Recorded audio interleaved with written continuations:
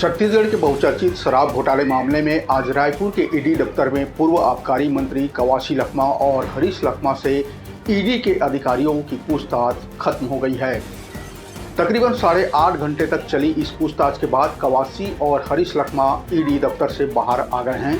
इस दौरान कवासी लखमा ने बताया कि अधिकारियों के सभी सवालों का उन्होंने जवाब दिया है। पूर्व आबकारी मंत्री कवासी लखमा ने कहा है कि ईडी के द्वारा मांगे गए दस्तावेज मैंने उन्हें सौंप दिए हैं। हालांकि मेरे पूछे गए सवालों का जवाब ईडी के द्वारा नहीं दिया गया। मुझसे जो कागज मांगे गए थे मैंने जमा कर दिए हैं। कुछ बातें सभी ने पूछी जिसका मैंने जवाब दिया।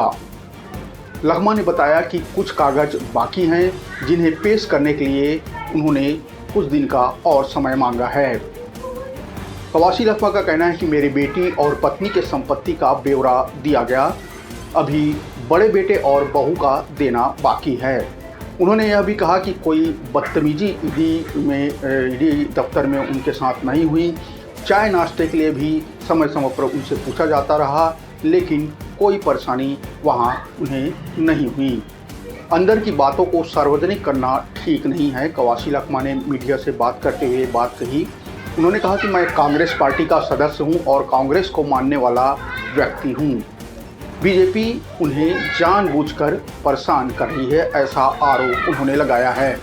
यह आरोप सरकार और बीजेपी के कारण मुझ पर लगाए गए हैं। मैं इस लड़ाई को अंतिम तक लड़ूंगा, ऐसा कवासी लखमा ने ईडी दफ्तर से बाहर आकर कहा। उन्होंने कहा कि जब तक जिंदा रहूंगा आदिवासियों के लिए लड़ता रहूंगा। कवासी लखमा ने आगे कहा कि मैं घोटाले को कबूल नहीं कर रहा हूं, लेकिन जांच चल रही है। अगर 2 नंबर की शराब भेजी गई है तो अधिकारी के घर में क्यों नहीं बन रही थी? 3 शराब बनाने वाली कंपनियां हैं, उनके खिलाफ कार्रवाई क्यों नहीं हो रही है?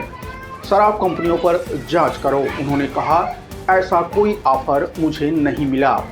वे जानते हैं कि मैं कांग्रेस पार्टी में हूं, इसलिए मुझे कोई ऑफर नहीं दिया गया।